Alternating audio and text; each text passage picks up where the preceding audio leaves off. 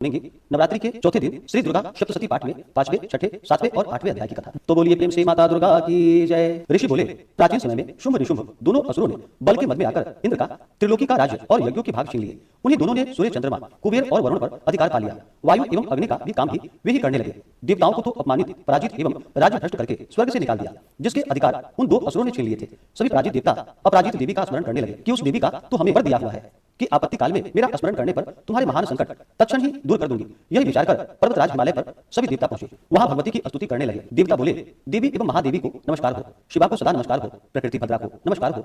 हम सविनय उस भगवती को प्रणाम करते हैं। रौद्र रूपा को नमस्कार, नित्य स्वरूप गौरी धात्री को नमो नमः हो, ज्योत्सना चिंद रूपिणी चंद्र स्वरूपा सुखमयी को निरंतर नमो नमः। प्रणाम करने वालों की उन्नति करने वाली सिद्धि स्वरूपा को नमस्कार हो। दैत्यों की लक्ष्मी, राज्य लक्ष्मी, शंकर पत्नी माता जी को नमो नमः हो। दुर्गा, संकट से पार कराने वाली दुर्गा पारा, सारूप सारा, सर्वकारिणी, ख्याति, कृष्णा, ध्रुमा देवी को निरंतर नमस्कार हो। अत्यंत सुंदर एवं अत्यंत भयंकर रूप उस देवी को बार बार प्रणाम हो। जगत की प्रतिष्ठा रूपा कृति देवी को नमो नमः हो। जो देवी सभी प्राणियों में चेतना भरती जाती हैं, उन्हें नमस्कार, उन्हें नमस्कार, उन्हें बारंबार नमस्कार हो।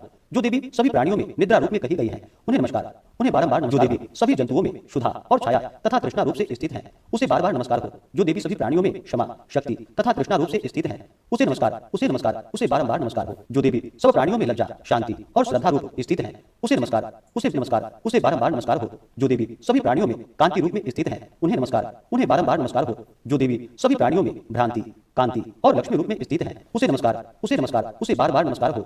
जो देवी इस सारे जगत में व्यापक होकर चैतन्य रूप से स्थित है, उसे नमस्कार, उसे नमस्कार, उसे बार बार नमस्कार हो।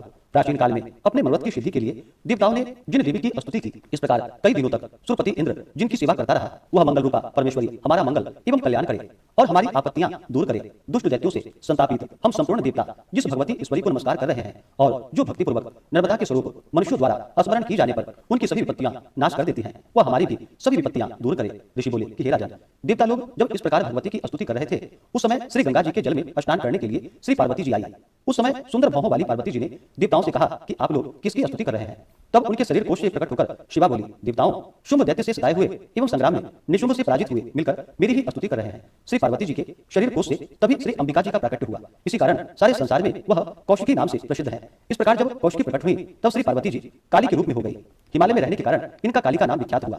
इसके अनंतर शुंभ निशुंभ के नौकर चंड तथा मुंड ने वहां आकर उस अंबिका देवी को देखकर, जो उस समय परम सुंदरता धारण की थी, उन दोनों ने शुंभ दैत्य को जाकर कहा कि हिमालय को अपनी कांति से प्रकाशित करती हुई परम सुंदर स्त्री वहां बैठी है। वैसा उत्तम परम सुंदर रूप किसी ने भी कहीं नहीं देखा होगा। हे असुरराज, वह देवी कौन होगी? इस बात का आप ही पता लगाइए और उसे ग्रहण करें। वह स्त्री क्या है? रत्न ही है। उसके तो सभी अंग बड़े मनोहर हैं, अपनी दिव्य कांति से दिशाओं को प्रकाशित कर रही है। हे दैत्येंद्र, वह बैठी हुई है, आप उसे देख सकते हैं। हे प्रभु, जैसे भी हो आप उसे ग्रहण कीजिए। ऋषि बोले, तब चंड मुंड के वचन सुनकर शुंभ ने महाअसुर सुग्रीव को दूत बनाकर देवी के पास भेजा और कहा कि तुम मेरी ओर से उनसे इस प्रकार कहना और इस प्रकार का उपाय करना, जिससे कि वह प्रसन्न होकर अत्यंत शीघ्र ही यहाँ आ जाए। यह सुनकर वह दैत्य पर्वत के उस प्रदेश में पहुंचा जो कि अत्यंत सुंदर था। वहां ही देवी खड़ी थी। वहां जाकर उसने देवी को बहुत मधुर वाणी द्वारा कोमल वचन कहे। दूत बोला कि हे देवी, दैत्यों का स्वामी शुंभ तीनों लोकों में परमेश्वर है, मैं उसका दूत हूँ, आपके पास उसने भेजा है। मैं यहाँ आया हूँ। सभी देव जातियों में कोई भी ऐसा देवता नहीं जो उसकी आज्ञा न मानता हो। उसने सभी देवताओं को परास्त कर दिए हैं। अब आपके लिए उसका जो संदेश है वह मुझसे सुनिए। उसने कहा, सारा त्रिलोक मेरा हो चुका है, सभी देवता मेरे अधीन हैं, सभी यज्ञ भाग पृथक पृथक करके मैं ही पा रहा हूँ। त्रिलोक भर में उत्तम सभी रत्न मेरे अधीन हो चुके हैं। उसी प्रकार इंद्र के वाहन श्रेष्ठ ऐरावत हाथी को मैंने छीन लिया है। देवताओं ने क्षीर समुद्र से उत्पन्न उच्चैःश्रवा नामक अश्वरत्न प्रणाम करके मुझे भेंट कर दिया है। और भी जितने देव गंधर्व एवं नागों के पास रत्न रूप वस्तुएं थी, सबकी सब हे सुंदरी मेरी हो चुकी है। हे देवी, अब हम आपको स्त्रियों में एक रत्न मान रहे हैं। इस कारण आपको भी हमारे पास आ जाना चाहिए, क्योंकि हम तो रत्न के भोक्ता हैं। अब आपकी इच्छा है कि मुझे अथवा मेरे पराक्रमी भ्राता निशुंभ को इन दोनों में से किसी को वर ले, क्योंकि आप रत्न रूप हैं। मेरे साथ विवाह कर लेने से आपको अतुल ऐश्वर्य प्राप्त हो जाएगा। यह अपनी बुद्धि के द्वारा सोच ले, फिर मेरे साथ विवाह कर ले। ऋषि बोले, जब इस प्रकार देवी से दूत ने कहा, तब वह जगत को धारण करने वाली भगवती देवी जी गंभीर होकर मंद मुस्कान करके बोली कि हे दूत, तुमने जो कुछ कहा वह सत्य है, मिथ्या कुछ भी नहीं। इसमें संदेह नहीं है कि शुंभ त्रिलोक का स्वामी है और निशुंभ भी वैसा ही है। किंतु मैंने भी प्रतिज्ञा की हुई है, उसे किस प्रकार से मिथ्या करूं? प्रतिज्ञा इस प्रकार है कि जो मुझे युद्ध में जीत ले एवं मेरा अभिमान तोड़ दे और संसार में मेरे समान बलधारी हो, वही मेरा भर्ता होगा। शुंभ आए अथवा महाअसुर निशुंभ आ जाए, मुझे जीतकर मेरा शीघ्रता से पानी ग्रहण करे। दूत बोला, देवी, तुम्हें अभिमान है जो इस प्रकार की बातें मेरे सामने कर रही हो। कहो, भला त्रिलोक में ऐसा कौन सा पुरुष है जो शुंभ निशुंभ का सामना कर सके? सारे देवता तो दूसरे दैत्यों का सामना भी नहीं कर सकते हैं। तू तो स्त्री है, फिर भी अकेली है। युद्ध भूमि में इंद्रादिक सभी देवता जिन शुंभ आदि दैत्यों के सामने न ठहर सके, भला तू स्त्री होते हुए उसका सामना कैसे कर सकोगी? इस तरह चले चलने से तुम्हारी प्रतिष्ठा होगी, अन्यथा जब वे तुम्हारे केश पकड़कर घसीटते ले जाएंगे तो तुम्हारा गौरव नष्ट हो जाएगा। देवी बोली कि हे दूत, इसमें कोई संशय नहीं कि शुंभ बलवान है और निशुंभ भी पराक्रमी है, पर मैं करूं तो क्या करूं? प्रतिज्ञा करने से पहले यह मैंने नहीं सोची थी। अब तो तुम जाकर असुरराज से मेरी बात कह दो, फिर जो समझे वह करे। इस प्रकार से श्री दुर्गा सप्तशती में 5वें अध्याय की कथा पूर्ण हुई। तो बोलिए प्रेम से माता दुर्गा की जय। श्री दुर्गा सप्तशती 6ठे अध्याय की कथा। ऋषि बोले, देवी के इस प्रकार के वचन सुनकर दूत क्रोध से लाल होकर वहां से चला आया। आते ही दैत्यराज को विस्तार के साथ सभी बातें सुना दी। दूत के वचन सुनते ही दैत्यराज क्रोध से भर गया। दैत्यों के सेनापति ध्रुवलोचन से बोला, हे ध्रुवलोचन, तुम देर मत करो, अपनी सेना के साथ वहां जाकर उस दुष्टा को केशों से पकड़कर बलपूर्वक घसीटते हुए यहाँ जल्दी से आओ। उसके रक्षार्थ यदि कोई दूसरा वहां उपस्थित हो, चाहे वह देवता, यक्ष, गंधर्व कोई भी हो, उसे मार डालो।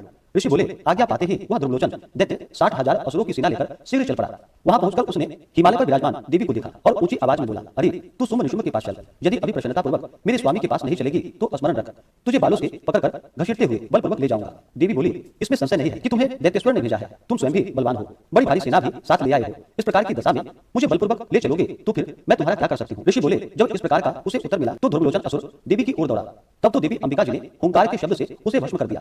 फिर तो असुरों की क्रोध में आई बड़ी सेना तथा अंबिका ने एक दूसरे पर तीक्ष्ण बाण शक्तियां फरसे आदि बरसाने आरंभ कर दिए। इधर देवी जी का वाहन सिंह भी कुपित होकर भयंकर गर्जना करता हुआ अपने बाल फटकारता हुआ असुरों की सेना पर कुचल पड़ा।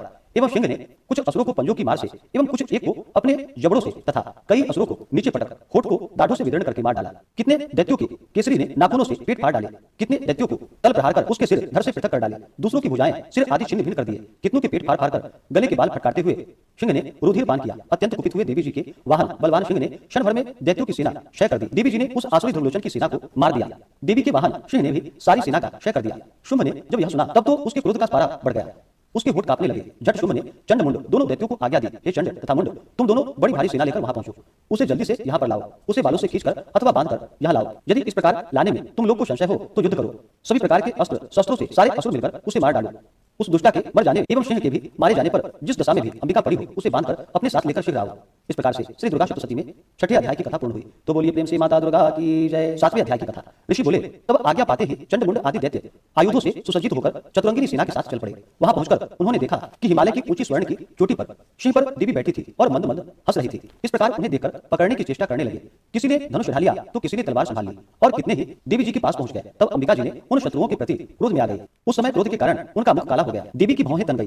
तब तो भयानक मुख वाली काली देवी तलवार तथा पाश लिए प्रकट हो गई। उस समय विचित्र खड़वांग धारण किया हुआ था, नरमुंड की माला शोभित थी, चिते के चर्बस की साड़ी पहनी थी, शरीर का मांस सूखा दिखाई देता था, अत्यंत भयानक रूप था, मुख को विस्तार से खोल रखा था, लपलपाती हुई जिह्वा और भी भयानक थी, धसी हुई लाल लाल आंख थी, अपनी गर्जना से सभी दिशाओं को भर दिया था। तब तो बड़े वेग से दैत्य सेना पर टूट पड़ी, बड़े बड़े असुरों को मारती हुई उनका भक्षण करने लगी। उन पार्श्व राक्षसों को, अंकुशधारियों को, महावत तथा योद्धाओं को घंटों के साथ, कितने हाथियों को एक ही हाथ से पकड़कर मुंह में डालने लगी। वैसे ही घोड़ों के साथ रथों को एवं सारथियों को भी मुंह में डाल डालकर अत्यंत भयानक रूप से दांतों से उन्हें चबाती जाती थी। किसी के केश पकड़ लेती तो किसी की गर्दन दबा डालती, किसी को पैरों से दबोच देती तो किसी को छाती से धकेलकर मार गिराती। असुरों के द्वारा छोड़े हुए अस्त्र शस्त्रों को मुंह में पकड़ती जाती और दांतों से पीसती जाती। काली जी ने इस प्रकार बलवान दुरात्मा असुरों की वह सेना कुचल डाली, भक्षण कर डाली, कितने असुरों को मार पीट दिया।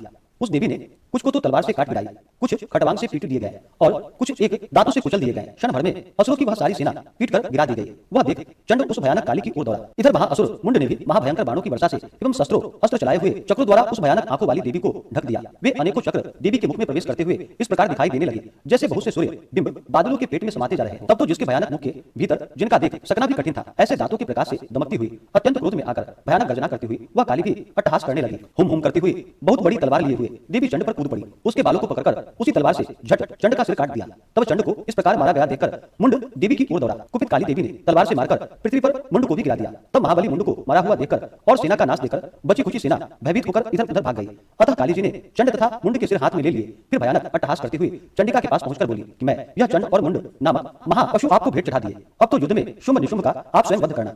ऋषि बोले, अपने सम्मुख लाए गए चंड मुंड महाअसुरों को देखकर कल्याणी ने चंडिका काली से ललित वचन बोली कि हे देवी काली के तीनों लोकों में चामुंडा नाम से तुम्हारी ख्याति होगी। इस प्रकार से श्री दुर्गा सप्तशती में 7वें अध्याय की कथा पूर्ण हुई। तो बोलिए प्रेम से माता चामुंडा की जय। 8वें अध्याय की कथा। ऋषि बोले, चंड तथा मुंड दोनों दैत्यों के मारे जाने पर एवं बहुत सी सेना के भी क्षय हो जाने पर असुरराज महाप्रतापी शुंभ के चित्त में भारी क्रोध पैदा हो गया। उसने सभी दैत्यों की सेना को युद्ध के लिए निकले। मेरी आज्ञा से 50 करोड़ वीर कुल के असुर तथा 100 धौम्र कुल के सेनापति सेनाओं के साथ कूच करे और फिर मेरी आज्ञा से कालका, मौर्य, दौहिर्द, कालकेय सभी असुर तैयार होकर शीघ्र प्रस्थान करे। भयंकर शासन करने वाले असुरराज शुंभ ने इस प्रकार आज्ञा देकर स्वयं भी बहुत सी सहस्त्रों सेनाओं के साथ प्रस्थान कर दिया। तब चंडिका ने देखा कि अब इस ओर भयानक सेना साथ लेकर निशुंभ आ रहा है। तब तो उन्होंने अपने धनुष की टंकार करके पृथ्वी पर आकर के मध्य भाग को गुंजा दिया। हे राजन, उस समय सिंह ने भी बड़ी भारी गर्जना की। फिर अंबिका जी ने घंटा बजाकर उस गर्जना को और भी बढ़ा दिया। उस शब्द को सुनकर दैत्य सेनाओं ने चारों ओर से आकर देवी सिंह और काली को क्रोध के साथ घेर लिया। इसी अवसर के मध्य में हे राजन, दैत्यों के लिए तथा देवताओं की वृद्धि के लिए अत्यंत बल एवं पराक्रम से प्रसन्न होकर ब्रह्मा, विष्णु, शिव, कार्तिकेय स्वामी, इंद्र आदि देवों की शक्तियां उन्हीं के शरीर से निकलकर उन्हीं रूपों से चंडिका के पास आई। जिस देवता का जो स्वरूप, जैसा भूषण तथा वाहन है, उन्हीं वस्तुओं से संपन्न होकर उस देवता की शक्ति वही रूप धारण कर दैत्यों के साथ युद्ध करने आ गई। ब्रह्मा जी की शक्तियां, जिसे ब्रह्माणी कहा जाता है, वह हंसों से जुटे हुए विमान पर आरूढ़ हुई। वह अक्षसूत्र कमंडलों से शोभित थी। सबसे प्रथम उपस्थित हुई माहेश्वरी की शक्ति वृषभ पर विराजमान, सुंदर त्रिशूल धारण किए, महासर्पों के कंकण धारण किए, मस्तक पर चंद्ररेखा सुशोभित थी। वह माहेश्वरी शक्ति आई। कार्तिक स्वामी की शक्ति हाथ में शक्ति लिए मोर पर आरूढ़ गुरुरूपिणी कौमारी अंबिका शक्ति दैत्यों से युद्ध करने आई। वैसे ही विष्णु की शक्ति गरुड़ पर सवार होकर शंख, चक्र, गदा, शांग एवं शंख हाथ में लिए वह वैष्णवी शक्ति आ गई। यज्ञ वाराह का विचित्र रूप धारण करने वाली विष्णु की वाराह की शक्ति वैसे ही शरीर धारण करके वहां आई। नरसिंह जी के समान शरीर को धारण किए, गर्दन के बालों के फटकारने से आकाश की तारों को बिखेरती हुई नारसिंह की शक्ति वहां आ पहुंची। इंद्र की शक्ति इंद्र के समान रूप वाले 1000 नेत्र धारण किए, वज्र हाथ में लेकर ऐरावत गजराज पर आरूढ़ होकर वहां आ गई। तब उन देव शक्तियों से घिरे हुए शंकर जी ने चंडिका से कहा, मेरी प्रसन्नता के लिए शीघ्र से शीघ्र इन असुरों का संहार करो। तब देवी के शरीर से अत्यंत भयानक सैकड़ों गिदड़ियों की भांति हूं करती हुई बड़ी चंडिका शक्ति प्रकट हो गई। तब उस अपराजिता देवी ने धुएं जैसी जटा वाले शिव से कहा, भगवान, आप दूत बनकर शुंभ निशुंभ के पास जाएं।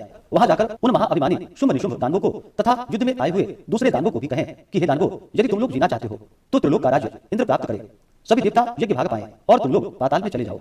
यदि तुम्हें कुछ बल का अभिमान हो और युद्ध की अभिलाषा हो तो आ जाओ। तुम्हारे मांस से यह मेरा गिदड़ियां तृप्त हो जाए। इस दूत रूप में स्वयं शिव को ही देवी जी ने नियुक्त किया। वह शिव शक्ति संसार में शिवदूती इस नाम से विख्यात हुई। जबकि शिव द्वारा कथित देवी जी के वचन उन महाअसुरों ने सुने तो बड़े क्रोध में आ गए और वहां कात्यायनी देवी स्थित थी। उस ओर बढ़ने लगी। वह कुपित होकर उन देव शत्रुओं ने बाण, शक्ति, वृष्टि आदि आयुधों से देवी जी पर पहले वर्षा करना आरंभ कर दिया। तब टंकार करके धनुष द्वारा पहने पहने बाण छोड़कर देवी जी ने खेल ही खेल में उनके फेंके हुए बाण, शूल, शक्ति, परशु आदि शस्त्रों को काट डाला। फिर काली भी उसके सामने होकर शत्रुओं को शूल के प्रहारों से चीरती फाड़ती हुई खड़वांग से उछलती मारती विचरण करने लगी।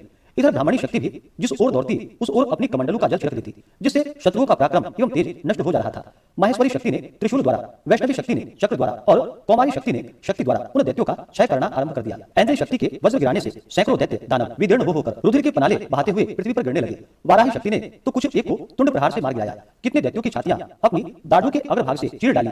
वाराह मूर्ति ने चक्र द्वारा बहुत से दैत्य चीर फाड़ डाले। कितने महादैत्यों को नारसिंही शक्ति अपने नाखूनों से विदीर्ण करके खाने लग गई। कितने दैत्य शिवदूती के कठोर अट्टहास से भयभीत होकर पृथ्वी पर गिरते गए, फिर उन्हें वह खाती गई। इस प्रकार वह अत्यंत कुपित होकर अनेकों उपायों द्वारा बड़े बड़े दैत्यों को मारते हुए मातृगण को देखकर दैत्य शत्रुओं के सैनिक भाग निकल गए। उन दैत्यों को मातृगण से पीड़ित होकर भागता हुआ देखकर क्रुद्ध हुआ महाअसुर रक्तबीज युद्ध करने के लिए आरंभ का। रक्तबीज के वज्रमय शरीर से एक भी रुधिर बिंदु जब पृथ्वी पर गिरता तब उसी के समान बलवान दूसरा असुर पैदा हो जाता। उस महाअसुर ने आकर ऐन्द्रिय शक्ति के साथ युद्ध किया। तब ऐन्द्रिय शक्ति ने अपने वज्र के द्वारा रक्तबीज की ताड़ना की। वज्र के लगते ही उसके शरीर से बहुत सा रुधिर बहने लगा।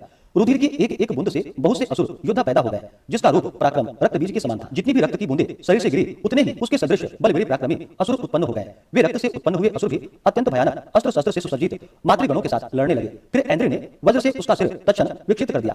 उससे रुधिर बह उठा। तब पुनः हजारों असुर उस रुधिर से पैदा हो गए। वैष्णवी शक्ति ने चक्र द्वारा उन्हें मारा। ऐन्द्र ने गदा द्वारा असुरराज की ताड़ना की। वैष्णवी ने चक्र से क्षत होने पर उसके शरीर से जो ही रुधिर अस्त्राव हुआ उससे हजारों उसी के समान महाअसुर पैदा हो गए, जिनसे संपूर्ण जगत भर गया। उन्हें कुमारी ने शक्ति से मारा, वाराही ने तलवार से, माहेश्वरी ने महाअसुर रक्तबीज को त्रिशूल से हनन किया। उस दैत्य ने भी गदा द्वारा सभी मातृगणों को पृथक पृथक मारा। उस समय रक्तबीज बड़े क्रोध में समाविष्ट था। शक्ति, शूल आदि आयुधों से कई बार विक्षिप्त होने पर उसके शरीर से रक्त प्रवाह के पृथ्वी पर गिरते ही सैकड़ों असुर उत्पन्न हो चुके। दैत्यों के रुधिर से उत्पन्न उन असुरों से सारा जगत व्याप्त हो गया। तब तो देवता अत्यंत भयभीत हो गए। देवताओं को डरा एवं उदास देखकर तब शीघ्र ही चंडिका ने काली से कहा, चामुंडे, अपना मुख तुम और भी विस्तार से फैला लो। मेरे शस्त्र की मार से गिरते हुए रुधिर बिंदु तथा बिंदुओं से उत्पन्न महादैत्यों को अपने वेगवान मुख द्वारा खाती जाओ। युद्ध भूमि में रुधिर उत्पन्न इन महान दैत्यों का भक्षण करती हुई घूमती रहो। इस प्रकार कहकर चंडिका ने रक्तबीज पर त्रिशूल से प्रहार किया। फिर काली ने रक्तबीज का सारा रुधिर मुख से ग्रहण कर लिया। उस दैत्य ने भी चंडिका पर गदा चलाई, किंतु उस गदाघात द्वारा चंडिका को कुछ थोड़ी सी वेदना न हुई। रक्तबीज के शत विशिष्ट शरीर से जो बहुत सा रुधिर गिरने लगा उसे चंडिका मुख द्वारा पीती गई, और जो रक्तपान से दैत्य उत्पन्न हो गए थे उन्हें भी मुख में डाल गई। इस प्रकार चामुंडा सभी दैत्यों को खा डाली और रक्तबीज का रुधिर पी डाली। तब आयुधों से हीन उन महाअसुर रक्तबीज को मार दिया। शस्त्र समूह से आहत होकर वह पृथ्वी पर गिर पड़ा। रुधिर तो उसका चामुंडा ने ही पी लिया था। उसकी मृत्यु होने पर देवता परम प्रसन्न हुए। मातृगण उसके रुधिर पान के मद से उन्मत्त होकर नृत्य करने लगी। इस प्रकार से श्री दुर्गा सप्तशती में 8वें अध्याय की कथा पूर्ण हुई। तो बोलिए प्रेम से माता दुर्गा की जय।